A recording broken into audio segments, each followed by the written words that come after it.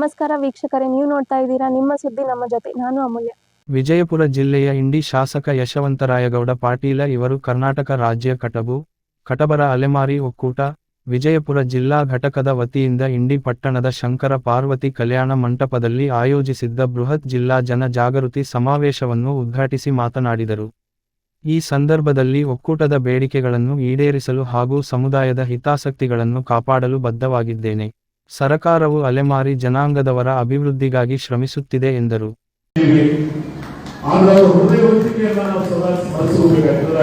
ಮನುಷ್ಯನ ಪ್ರೀತಿಯನ್ನ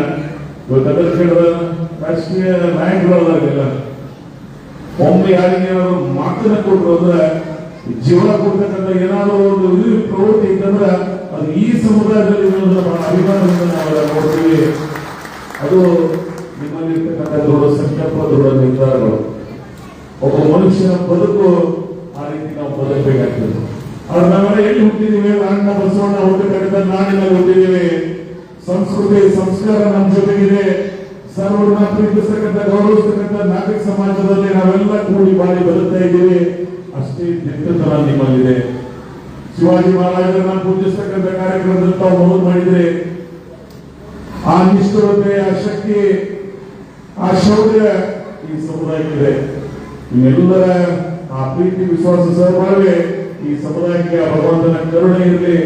ಈ ಸಮುದಾಯ ಸದಾ ಎಲ್ಲರನ್ನ ಪ್ರೀತಿಯಿಂದ ಕಾಣ್ತಕ್ಕಂಥ ಮತ್ತು ಎಲ್ಲರನ್ನ ಅತ್ಯಂತ ಕರುಣೆಯಿಂದ ಕಾಣ್ತಕ್ಕಂಥ ಈ ಸಮುದಾಯ ಭವಿಷ್ಯದ ಇನ್ನೊಂದಿಷ್ಟು ಒಳ್ಳೆಯದಾಗಲಿ ಅಂತಕ್ಕಂಥ ಆಶಯವನ್ನು ವ್ಯಕ್ತಪಡಿಸಿ ನಾನು ಈ ಕಾರ್ಯಕ್ರಮದಲ್ಲಿ ಪಾಲ್ಗೊಳ್ಳತಕ್ಕಂಥ ತಮ್ಮೆಲ್ಲರಿಗೂ ಬಹಳ ಶಾಂತಿಯಿಂದ ಮೋಸ್ಟ್ ಡಿಸಿಪ್ಲಿನ್ ಅಂಡ್ ಡಿಗ್ನಿಫೈಡ್ ಒಂದು ಕಾರ್ಯಕ್ರಮ ಯಶಸ್ವಿ ಆಗಬೇಕಾದ್ರೆ ಆ ಕಾರ್ಯಕ್ರಮದಲ್ಲಿ ಶಾಂತವಾಗಿ ವಾತಾವರಣ ನಿರ್ಮಾಣ ಆಗಬೇಕು.